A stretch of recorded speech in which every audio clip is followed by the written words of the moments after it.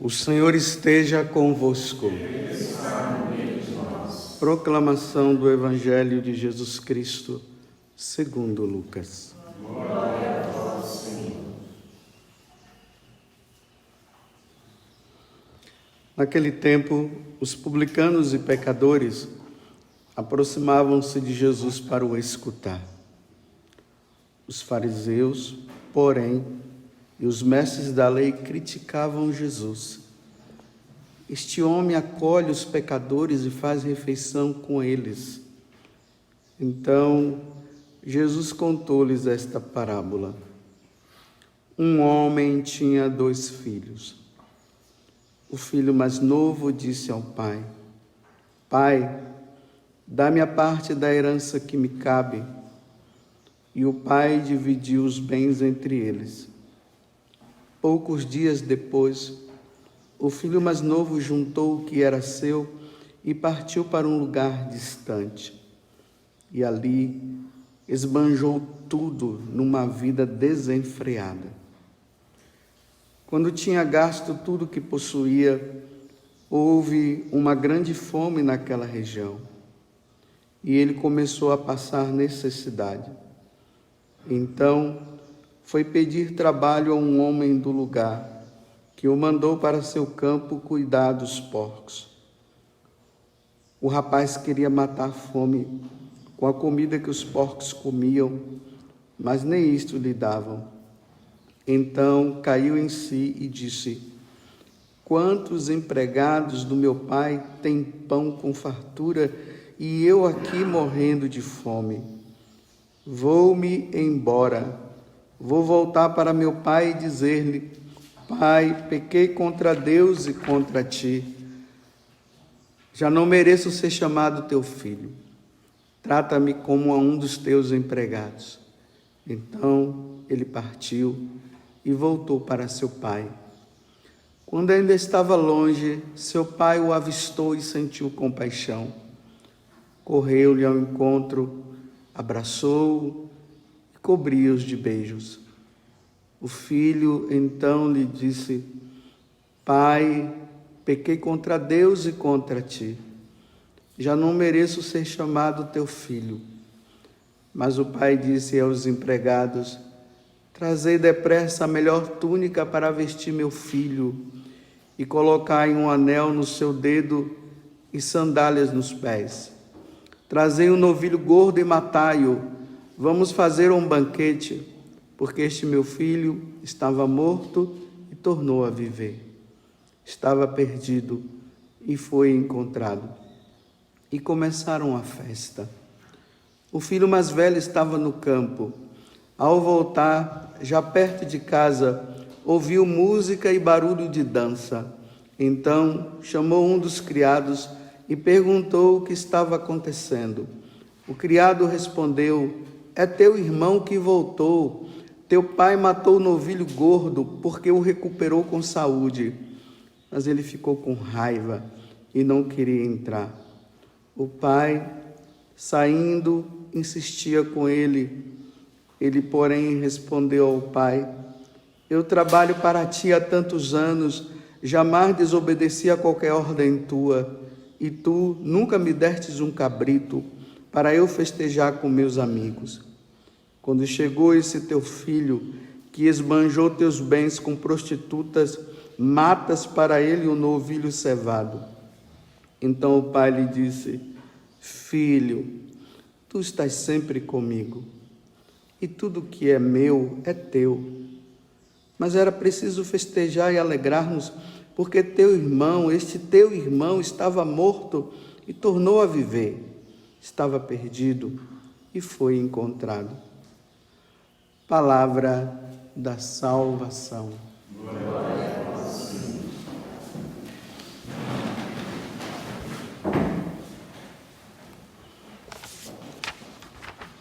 Aqui está uma passagem do Evangelho que é muito conhecida no meio dos cristãos. E que é interessante, ela poderia entrar na liturgia várias vezes no ano. Mas é o único dia que é colocada. segundo domingo, ou segunda semana da Quaresma, no sábado. Essa passagem é colocada. Nós podemos tirar muitas reflexões através dessa passagem do Evangelho.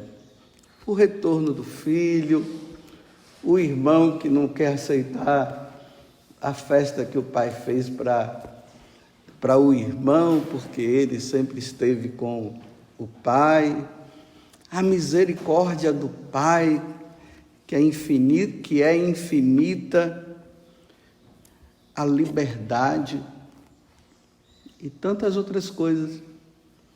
Mas hoje, quando eu estava lendo essa passagem do Evangelho, eu dizia assim para Jesus: quando é que eles vão voltar?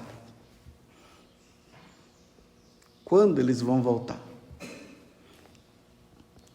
Hoje, na oração das laudes, quem reza, acho que a segunda invocação da oração diz assim: Senhor, me desperta já desde cedo com o desejo de me sacrificar pelos irmãos. O tempo da Quaresma é um tempo em que nós refletimos sobre a nossa vida, o nosso relacionamento com Deus, como é que ele está, e também o relacionamento nosso com os irmãos. É um tempo de sacrifício, onde nós nos sacrificamos por nós, pela nossa conversão, mas também é um tempo de nós sacrificarmos por aqueles que estão longe de Deus. Então hoje eu queria pedir encarecidamente para vocês isso: ofereçam os sacrifícios de cada um de vocês, ainda mais que hoje é o primeiro sábado do mês, dedicado ao Imaculado Coração de Maria. Rezemos, nos sacrifiquemos por aqueles que estão longe, aqueles que abandonaram a Deus. Agora eu retomo o que eu disse antes, Senhor, quando é que eles irão voltar? Por que eu falei isso? Porque existem pessoas do meu convívio que elas abandonaram a Deus, os mandamentos de Deus, foram embora. Que talvez sejam também pessoas que você tenha no seu convívio que também estão vivendo isso. E às vezes a gente até se conforma. Nós não podemos nos conformar com aqueles que abandonaram a Deus. Nós não podemos. Porque se abandonaram a Deus, eles estão colocando em perigo a salvação deles, e pode ser que eles nunca mais voltem. Aqui nós celebramos hoje, a alegria do retorno do filho pródigo, mas vocês sabem que tem aqueles que não retornaram. Vocês veem a súplica que o filho pródigo faz: Pai, pequei contra Deus e contra ti. Ele está dizendo 2 pecados que ele cometeu. Primeiro contra o Pai do céu, e segundo contra o Pai dele na terra. Mas ele voltou. E aqueles que não voltaram ainda? E será que irão voltar? E é interessante que Deus ele pede que nós nos sacrifiquemos pela conversão dos pecadores. Claro, primeiro nós não vamos nos colocar como os santos e os puros, não vamos ser bobos, não. Porque até nós poderemos um dia abandonar também. Que garantia eu tenho de que eu serei fiel? Eu não tenho garantia nenhuma. Estou aqui hoje, mas pode ser que amanhã eu abandone a Deus por uma revolta. E talvez nem volte. Como talvez volte. Mas primeiro nós temos que nos colocar diante de Deus assim: Senhor, dai-me a graça da perseverança, porque aquele que perseverar até o fim será salvo. O que perseverar não é simplesmente o que se converte, Porque pode ser que a pessoa se converta e abandone a Deus também. Então, Senhor, que eu persevere. O Senhor bem sabe quem eu sou. Aí, aquilo que eu falo de São Felipe Neri, né? Coloque a mão na minha cabeça, Senhor, porque você sabe quem eu sou. Cuida de mim, toma conta. Não tire sua mão da minha cabeça. Porque se o Senhor tirar, já era. Então, uma vez que nós nos reconhecemos que nós somos propícios também a nos afastar de Deus, então agora nós podemos, numa atitude de muita humildade, pedir a Deus por aqueles que foram embora. E aqui eu vou lembrando, né? É bom você fazer uma lista daquelas pessoas que vocês sabem. A lista pode ser na mente ou pode ser num papel, né? A minha é na mente. Não vou escrever não, mas já está aqui. De pessoas que abandonaram, por exemplo, uma pessoa do meu convívio.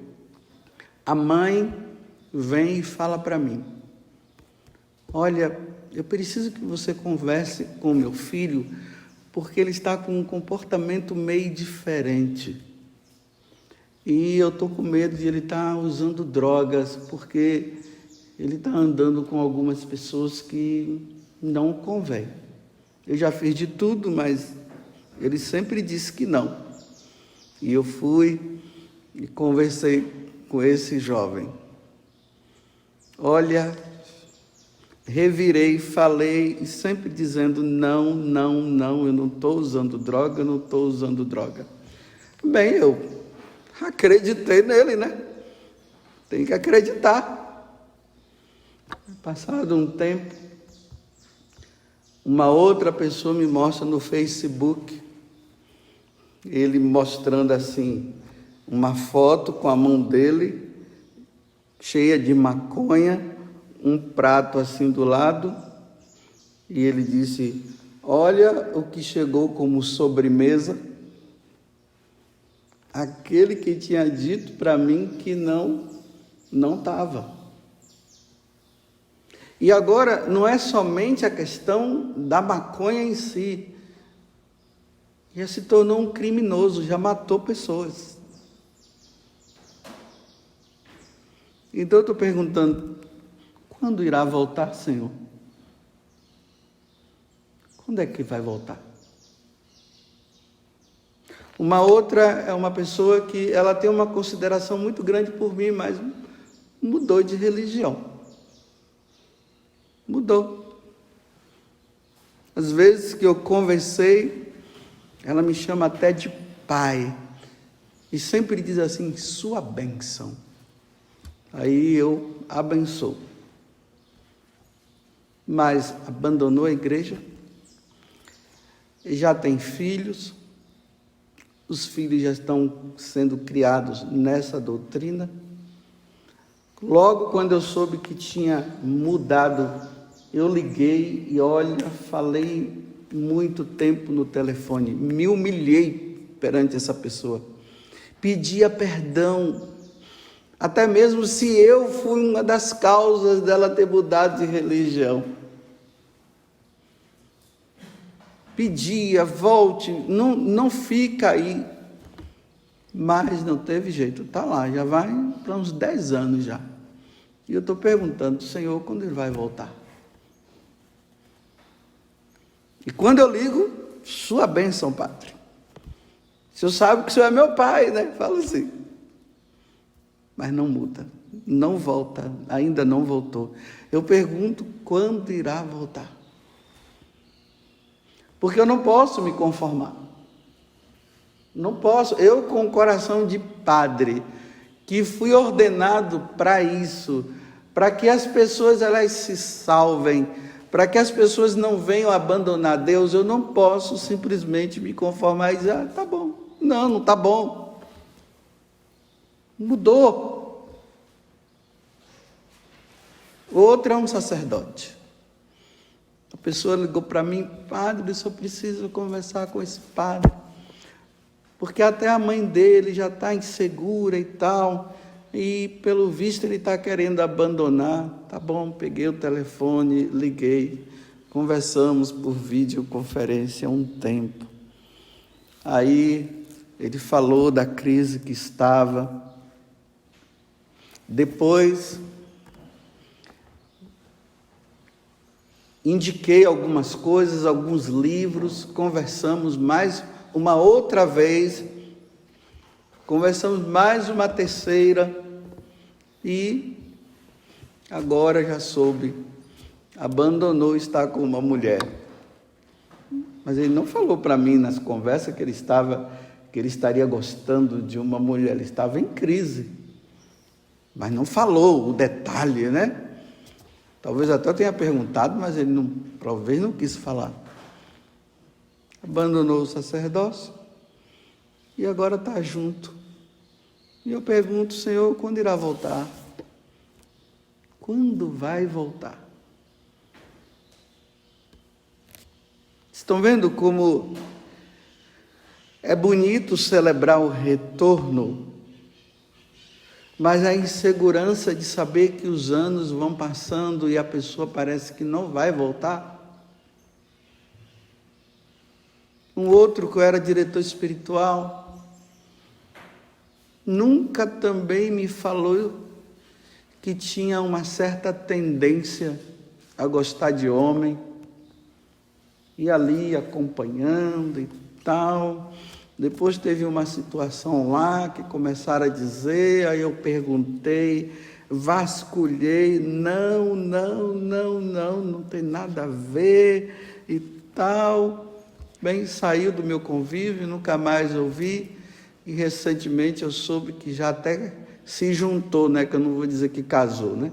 Se juntou com o outro, civilmente lá com o juiz, né? Já estão até dizendo que estão casados. Eu estou perguntando quando vai voltar?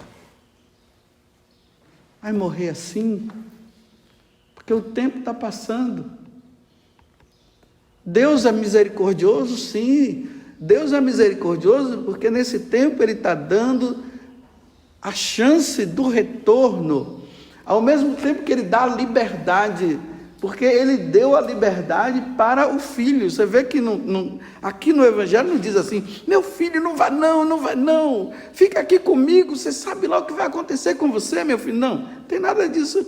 Pai, eu quero meus bens, você me dá, toma, meu filho, vai embora. Você quer? Ele queria, não, na plena liberdade, porque Ele não interfere, mas também as consequências virão. Eis que dou a bênção e a maldição. Você escolha qual dos dois. Se for a bênção, salvação. Se for maldição, perdição. Mas Ele não fica. Aí, por causa dessa atitude de que o Pai, ele usa a liberdade e ao mesmo tempo Ele é misericordioso, às vezes nós, nas nossas reflexões, nós fazemos assim, mas Deus é misericordioso, como se no final tudo fosse terminar em pizza,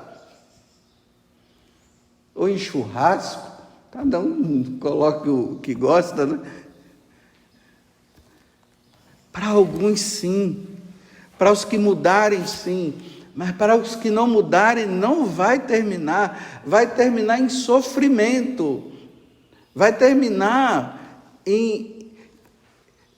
naquela atitude de viver longe de Deus, de não viver mais com Deus. Aí eu reflito bem naquilo que Santo Afonso Maria de Ligório diz, né? O sofrimento no inferno, como é que é? Ele diz assim, depois de milhares e milhares e milhares de anos, a pessoa no sofrimento lá, né? Do fogo eterno, sabe lá o que, cada teólogo diz uma coisa, mas eu vou ali pelo que Jesus diz, né? Lá haverá choro e ranger de dente, é o fogo eterno e tudo. Depois de milhares e milhares e milhares e milhares de anos contando conosco pelo nosso tempo, porque lá é eterno, aí a pessoa diz assim, eu não aguento mais, quero sair daqui, Aí Santo Afonso diz, começa tudo de novo. É interminável. Não tem como sair mais. Aquele Dante, né, quando ele fala das três, como é a Divina Comédia, né? Fala do céu, do purgatório e do inferno. Aí quando ele vai, né, para o inferno, para conhecer o inferno, aí lá na porta do inferno está escrito assim: aqui se perde toda a esperança. Ou seja, aqui não há mais esperança. Para quem entra, não há esperança mais. Não há esperança de retorno. Você vê a preocupação que gera dentro dessas pessoas que eu acabei de narrar para vocês, que são muitas outras que eu conheço, eu coloquei aqui algumas, que pode ser que não retorne.